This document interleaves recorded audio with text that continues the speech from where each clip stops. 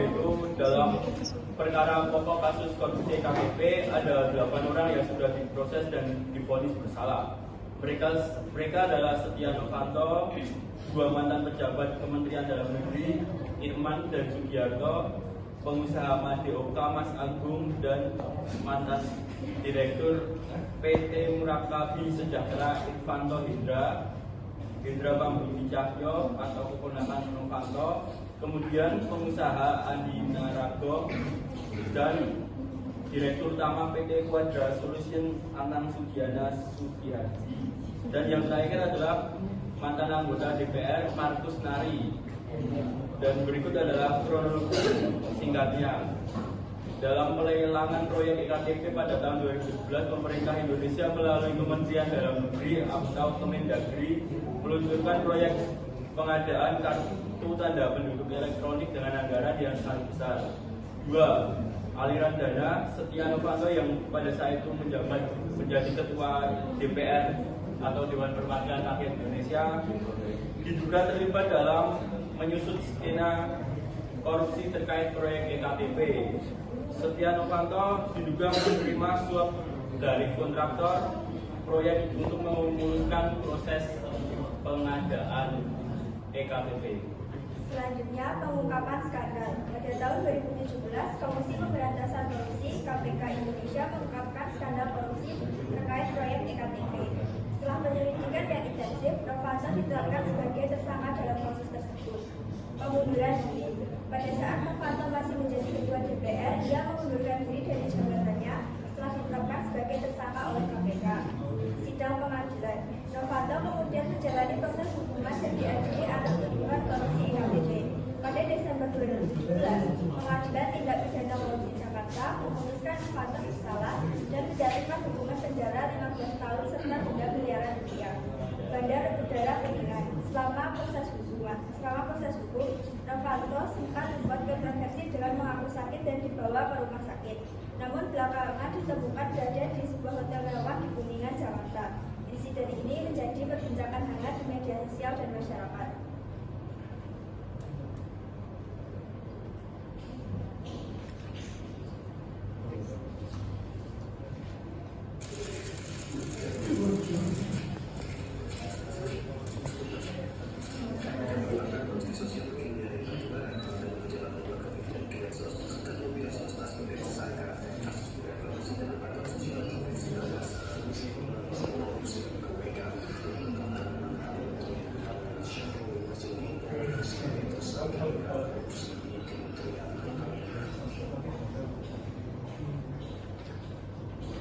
Selanjutnya, solusi yang akan saya berikan. Solusi untuk menangani korupsi EKTP. Yang pertama, penguatan lembaga anti-korupsi. KPK atau Komisi Pemberantasan Korupsi harus diberdayakan dengan lebih baik dipercaya dan kewenangan untuk mengungkap dan menutup kasus korupsi. 2. Transparansi dan akuntabilitas. KPK harus beroperasi secara terbuka dan memastikan akuntabilitas dalam setiap kegiatan. Yang ketiga, pengawasan ketat.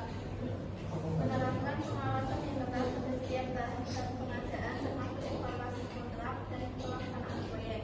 Yang keempat, yaitu hukuman yang tegas. Polis dan juga memastikan pelaku korupsi menerima hukuman yang sepadan dengan kerugian berat dan dampak sosial yang ditimbulkan. Selanjutnya, kesimpulan. Kesimpulan pada presentasi ini adalah kasus ini merupakan salah kasus pelanggaran konstitusi yang ada di Indonesia. Tindakan korupsi EKTP ini tentu saja melanggar integritas dan akuntabilitas yang diamanatkan oleh konstitusi. Kurangnya kejujuran merupakan salah satu penyebab terjadinya kasus ini. Kasus ini menyebabkan kerugian negara hingga 2,3 triliun dan melibatkan banyak pejabat negara. Dari sini kita tahu tentang pentingnya pendidikan anti korupsi untuk mencegah adanya kasus-kasus korupsi lebih banyak. Kasus ini juga mengajarkan kita tentang pentingnya integritas, transparansi, dan ketegasan dalam menghadapi korupsi. Berikutnya, pertanyaan.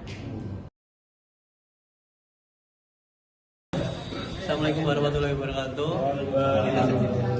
Atas rahmat dan hidayahnya kita dapat berkumpul pada dengan tim 590. Saya akan bertanya terkait tentang kasus korupsi tadi EKTP ya.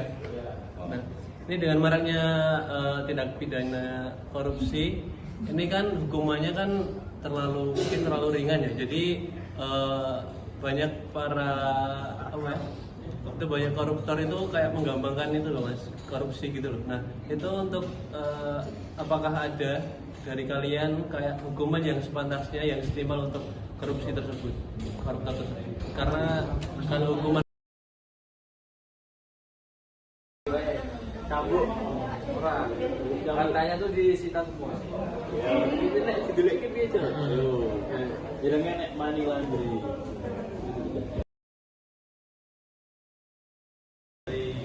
Mbak Anissa, pertanyaannya adalah apakah solusi sudah cukup diterapkan? Menurut kami ada beberapa solusi yang kami sampaikan yang tadi sudah diterapkan, tetapi ada juga yang belum, seperti hukuman yang tegas karena masih banyak koruptor yang belum jera walaupun sudah diberikan hukuman.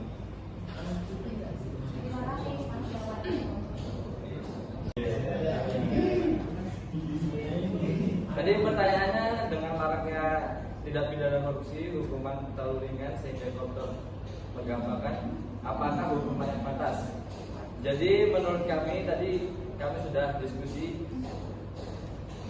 hukuman yang pantas itu seperti pemberian hukuman mati.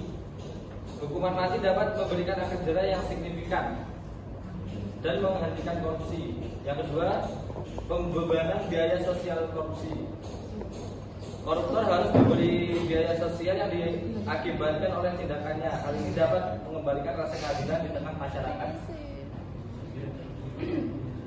Ada feedback tentang hukuman mati?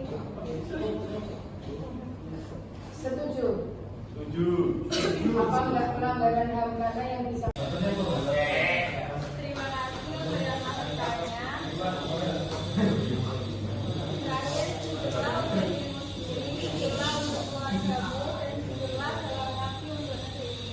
Korupsi melukai hadiahnya bukan hatimu sendiri, karena hati para koruptor sudah tidak normal untuk dilukai. Jujurlah apa yang seharusnya kamu miliki, karena tidak untuk korupsi.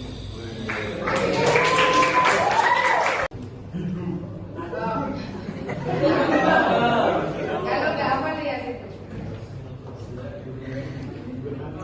2, 3 makan nasi.